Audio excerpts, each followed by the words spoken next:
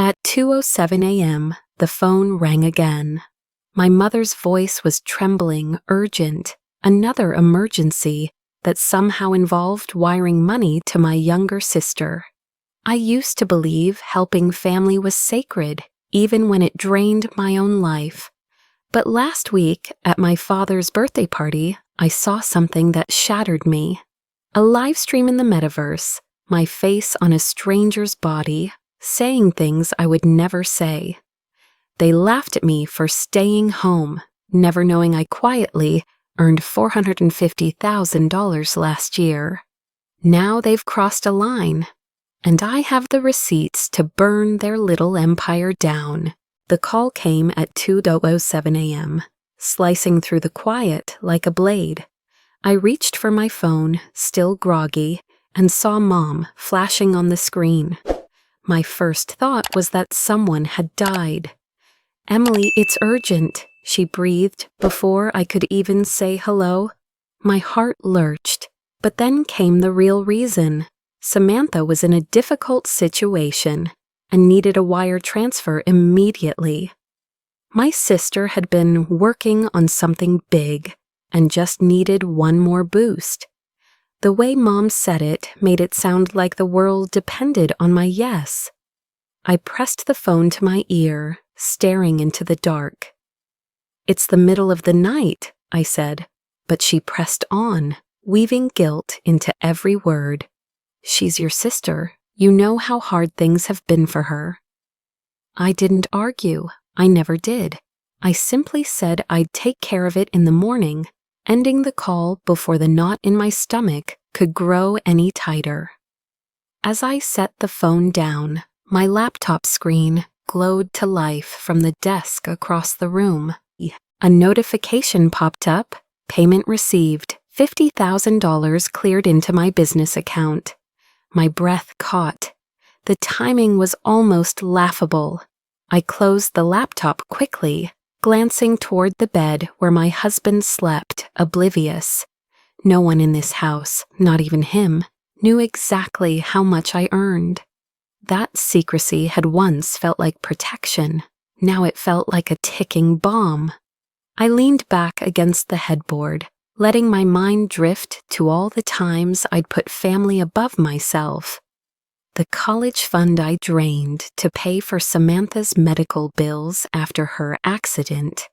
The down payment I gave my parents when their mortgage was on the line. The career I let wither when my husband said, "It's better for us if you stay home." I'd told myself those were choices, but in the quiet, they felt like chains. Soft at first, then heavier with every favor, every compromise, every unspoken demand. The next morning, I made the transfer. No questions asked, no acknowledgement of the sleepless night. At the breakfast table, I poured coffee, listened to my husband, scroll through the news, and smiled like everything was normal. That's how it always went, me keeping the peace, smoothing over the cracks no one else wanted to see. A week later, we gathered at my parents' house for Sunday dinner. The air was thick with the smell of roasted chicken and the sharp tang of red wine. My father told a story from his youth. My mother laughed too loudly, and Samantha sat beside me, her smile syrupy sweet. "How's your work?" she asked, tilting her head in that way she always did when she wanted to sound supportive but not too interested. "It's fine," I said, knowing she didn't really care. In her eyes, I was still the sister who stayed home, the one cushioned by a husband's income. It didn't matter that I'd built a 6-figure consulting business in the shadows, working in the spaces between everyone else's needs. Between bites of bread, Samantha leaned close to my mother and murmured something I couldn't catch. Mom's eyes flicked toward me and then away.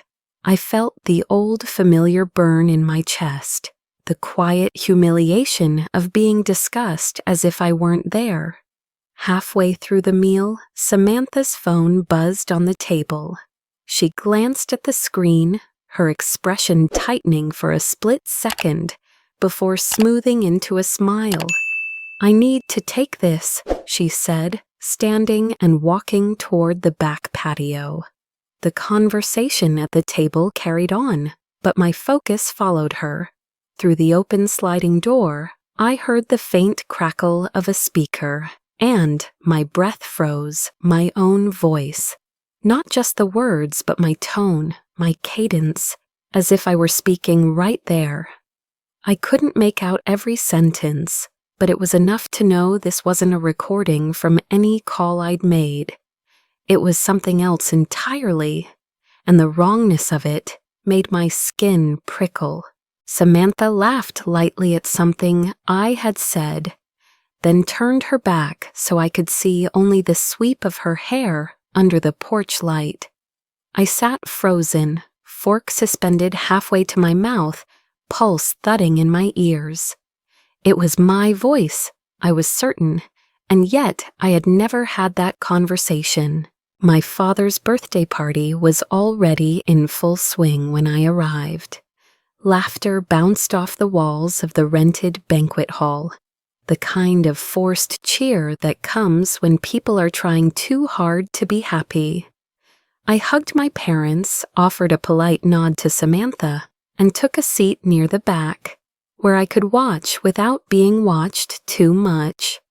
After the cake was wheeled out and the first round of toasts began, a projector screen lit up behind the head table. The MC announced a special surprise, and I expected a slideshow of childhood photos. Instead, the screen filled with an image so sharp, so uncanny, that for a split second I thought someone had pointed a camera directly at me. It wasn't me, but it was my face, every contour, every shade of expression, wearing a dress I'd never seen, the neckline plunging far deeper than I'd ever dare. The version of me on the screen was sitting in a sleek, virtual studio, speaking to thousands of live viewers in the metaverse. Emily Harper, financial expert, the clone purred, leaning forward in a way designed to keep the audience's attention. Fixed not on her words but her body, she spoke in my voice, but the sentences were laced with arrogance, profanity, and offers that made my stomach knot. She promised exclusive financial strategies to anyone who paid for premium access. In the corner of the screen, a counter ticked upward, 10,000, 20,000, climbing higher. I gripped the edge of my chair. Conversations at nearby tables faltered, eyes shifting between the screen and me. My father's jaw tightened. My mother avoided my gaze entirely. Samantha was watching me openly now, a faint smile playing at her lips. When the video ended, applause broke out, hesitant, scattered, but it didn't matter. The damage was done. My name had been stamped on something cheap, vulgar, and public. I slipped out quietly, ignoring the calls of a few relatives who asked if I was okay. Outside, the night air was cold, sharp against my skin. By the time I got home, my hands were trembling so badly I could barely turn the key in the lock.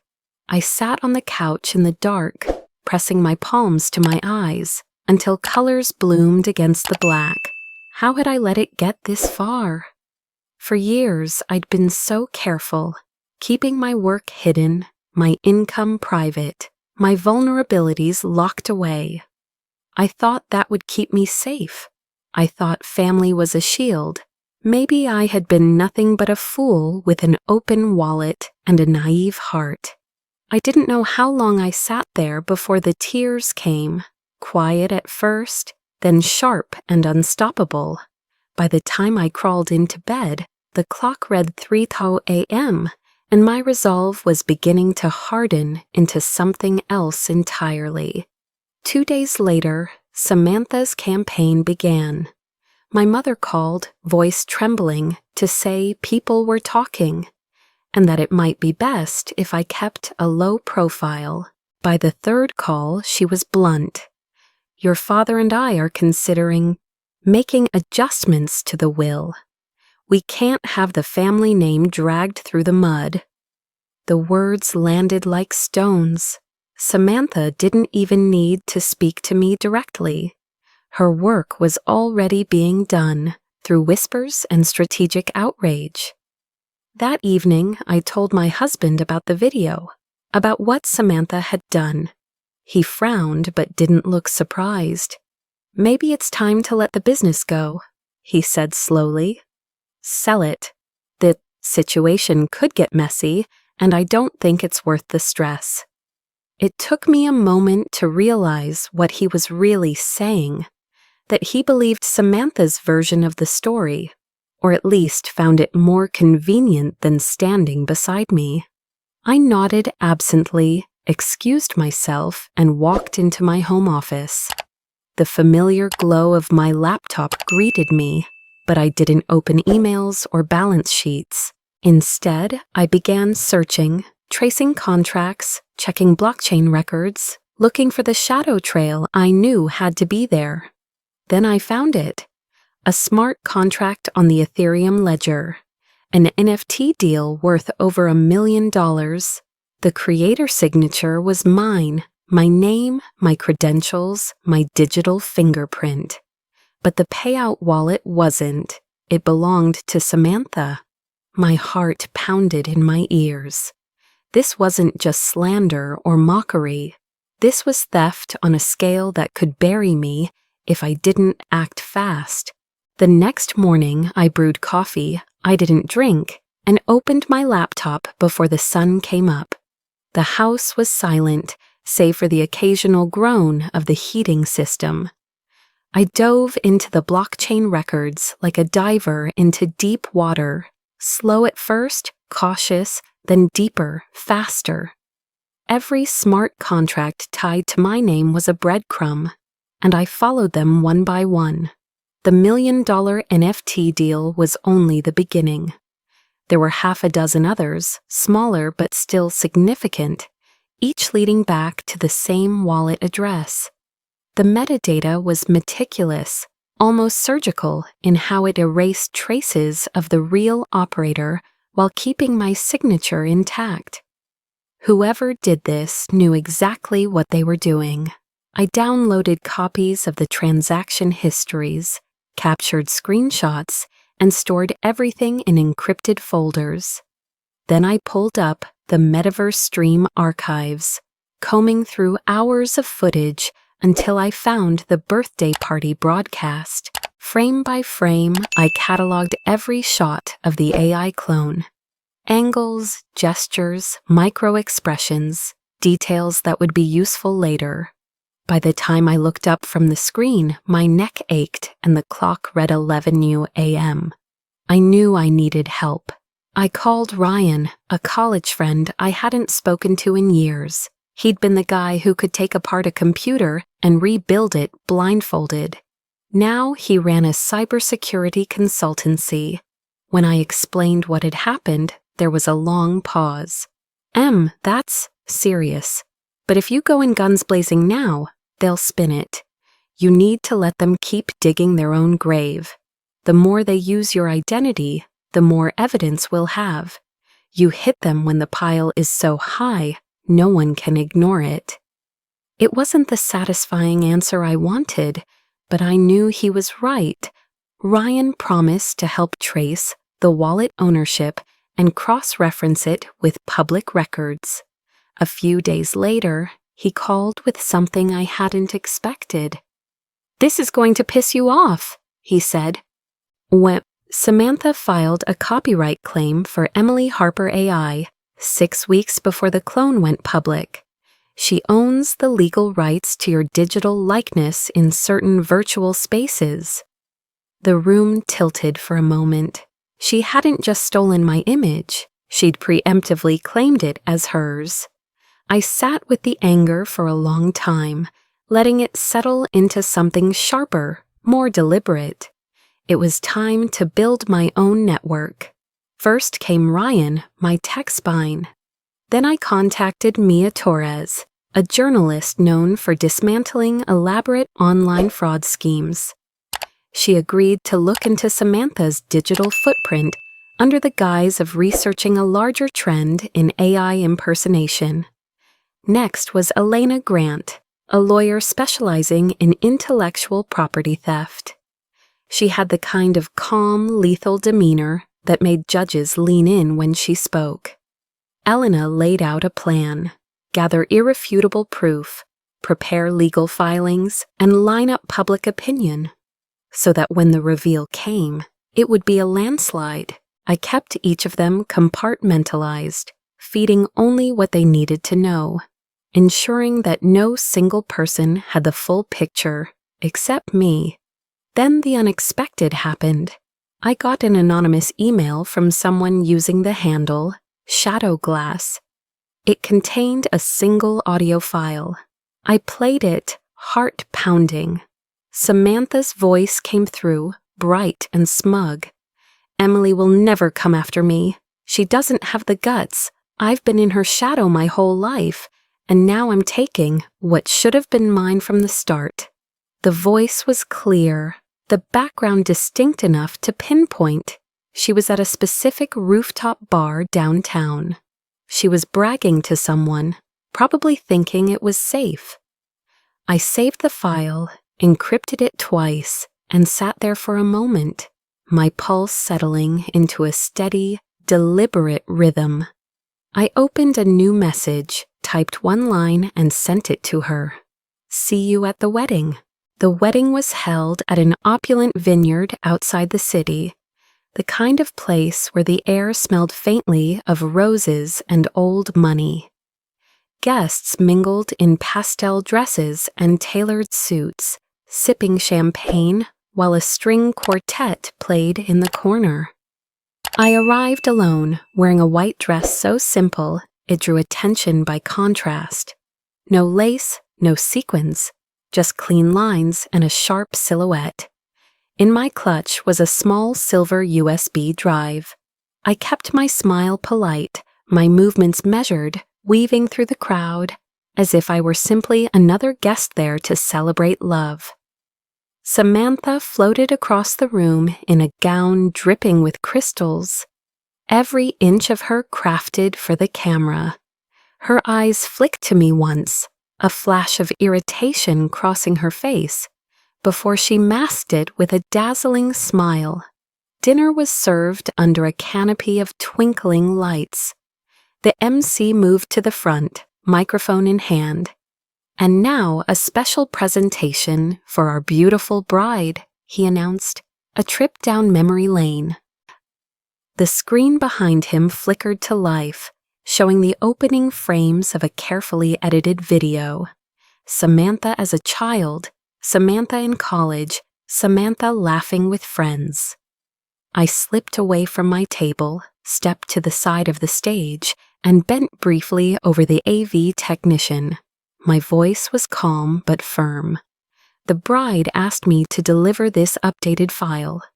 The USB slid into his palm before he could think to question it. When the video resumed, the footage shifted abruptly. Instead of a teenage Samantha, the guests were greeted by the sight of me, or rather, my AI clone, sitting in the metaverse studio. The same sultry dress, the same shameless words, but this time the stream wasn't framed as entertainment. Overlaid on the video were transaction records, blockchain ledgers, and signed contracts, each highlighting the digital wallet they funneled into, Samantha's wallet. Gasps rippled through the crowd. The video cut between the AI clone and side-by-side comparisons of metadata, timestamps, and screenshots from Samantha's own accounts. The voiceover, mine but steady and controlled, explained exactly how the scheme had been orchestrated. The early copyright filing, the laundering of NFT profits, the use of my likeness to secure high-paying deals. Then came the twist I'd saved for this moment. A montage of other faces, strangers in the room who stiffened as their own likenesses appeared on the screen. They were other victims, people whose images Samantha had used in smaller scams, impersonating them to sell bogus services or solicit funds. Some guests turned to look at each other, realization dawning. Samantha rose from her seat, her hands trembling as she shouted, "Turn it off! This is lies!" But the MC, caught between shock and duty, simply stood frozen. The screen continued to roll, every second a nail in the coffin she'd built for herself.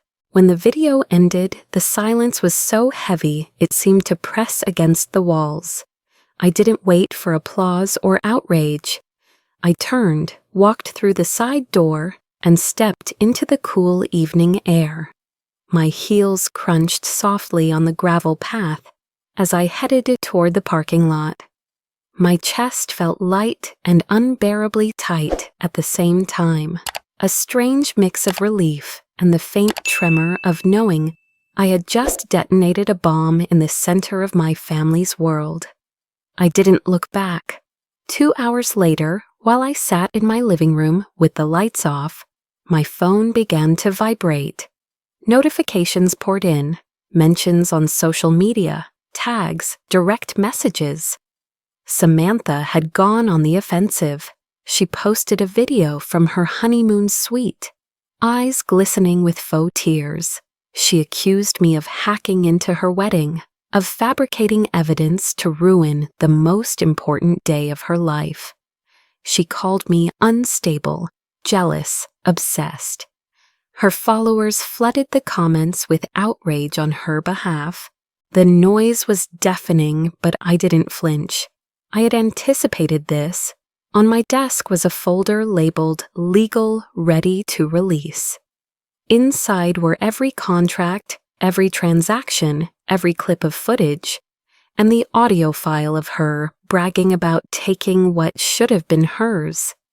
That folder had been uploaded to a secure server and sent to the authorities 12 hours before the wedding. I had simply been waiting for her to deny it publicly. The next morning, as the sun broke over the rooftops, I sipped my coffee and refreshed my newsfeed. A headline slid into view. Samantha Lewis under investigation for digital identity theft and fraud. The article detailed the charges, the seizure of her digital assets, and the list of victims now coming forward. Then, at the top of my screen, a small notification appeared from my secure messaging app. It was short, clinical, and final. Samantha Lewis has been taken into custody for questioning. I stared at it for a long moment, feeling the hum of justice, not loud and triumphant, but steady and unshakable. The news cycle didn't just spin, it roared. Within 48 hours, the AI firm that had licensed and distributed my clone was named in federal filings. Their headquarters were raided, servers confiscated. Reports claimed millions in assets had been frozen, pending investigation into a network of identity theft operations that stretched far beyond me. For Samantha, the fallout was immediate and brutal. Her pending sponsorships vanished overnight. The glossy influencer contracts she'd boasted about on social media were quietly withdrawn. Her name scrubbed from brand campaigns as if she'd never existed. My parents received formal notice from their attorney that Samantha's inheritance rights were suspended until the legal case concluded. A carefully phrased way of saying she'd lost everything she'd been clawing toward. It should have felt like victory. In some ways, it did. But there was an ache under the triumph, the knowledge that the person I'd once called my sister had crossed a line so far past decency there was no road back. One evening, I took my laptop and a mug of tea onto the balcony. The city stretched out below me, scattered with lights like constellations. I spoke softly into the camera, my own private journal, though I knew someday I might share it. I thought this would feel like the end, I admitted, like winning. But it's not just about proving them wrong or watching them fall. It's about knowing how close I came to losing myself entirely. I gave too much for too long because I believed family meant safety. Maybe that was my biggest mistake, thinking the title his sister was a guarantee of loyalty. The night air was cool against my skin. I wrapped my cardigan tighter, watching a plane trace a slow arc across the dark. I'm not sure if this is closure yet, I said, but it's something. In the weeks that followed, the investigation widened. More victims stepped forward, people from across the country, each with their own story of stolen likenesses, fraudulent contracts, and the eerie experience of seeing themselves say things they never had. Some were models, others small business owners, even a retired teacher whose identity had been used to scam retirees out of their savings. Each new revelation confirmed what I'd suspected. Samantha had been part of something much larger, a willing face for a machine built to strip people of their names, their trust, and their dignity. One afternoon, as I sifted through documents with my attorney, a notification blinked on my phone. It was from Aunt Lorraine, my father's sister, who had kept her distance during the whole debacle. She was the kind of woman who preferred to watch from the sidelines, rarely taking a stand. Her message was brief. I was wrong about you. I believed her because it was easier than asking questions. I'm sorry. I read it twice, feeling an unexpected swell of emotion. Aunt Lorraine had never apologized to anyone in her life, at least not that I'd seen. It wasn't reconciliation, not fully, but it was a crack in the wall of silence my family had built around me. That night, I allowed myself a glass of wine on the balcony. The city was quieter than usual, or maybe I was just finally hearing my own thoughts. I thought about the people who had stayed silent, the ones who had chosen neutrality over truth. I thought about the friends who'd stood beside me without question, and I thought about how I would move forward, knowing the cost of trust. As I rinsed my glass and set it in the sink, my laptop chimed with a new email. The subject line read, "Invitation to speak. Global Digital Identity Security Conference." I opened it slowly, scanning the message. They wanted me to deliver a keynote address on the dangers of AI impersonation and the importance of protecting personal likeness in the digital age. The event would be attended by cybersecurity leaders, policymakers, and victims from all over the world. At the bottom of the message, one line stood out. Your story has the power to change how people see this threat. Not as a distant possibility, but as a present danger. I leaned back in my chair, the words settling over me. This wasn't the end. It wasn't even just about Samantha anymore. This was bigger, much bigger, and for the first time in months, I felt the flicker of purpose, rather than just defense. Somewhere in the city, Samantha was sitting in a holding cell, rehearsing whatever version of the truth she thought might save her. But out here, beyond her reach, my voice was finally my own. The first step was silence, not the uncomfortable kind that begged to be filled, but the deliberate quiet of closed doors and severed lines. I blocked Samantha's number, muted every social media account that carried her name, and sent a single email to a short list of relatives. For my own well-being, I will no longer be in contact. I wish you the best. There were no long explanations, no opportunities for them to twist my words. I had learned that boundaries didn't require permission. They required action. With the noise of her chaos fading into the background, I poured my energy into something new. I registered the Harper Digital Protection Fund, a nonprofit dedicated to helping victims of identity theft in the AI era. The first weeks were a blur of legal paperwork, meetings with cybersecurity firms, and late nights drafting the program outline. The fund would provide free consultations, connect victims with pro bono legal support, and create a database of known AI scams. But it wasn't just about the tech. I knew how isolating it felt to be disbelieved, to be told you were overreacting. The fund would also host support groups, safe places where people could tell their stories without fear of dismissal. One evening, as I was reviewing the first grant application, my son wandered into my office. He was holding a school project, a poster about values I admire. My name was written in uneven blue marker at the top. Under it, he'd drawn a picture of a woman with her hands on her hips, standing in front of a computer screen. "What's this?" I asked, my throat tightening. "You," he said simply. "Because you tell the truth, even when it's hard, and you don't let people take your stuff."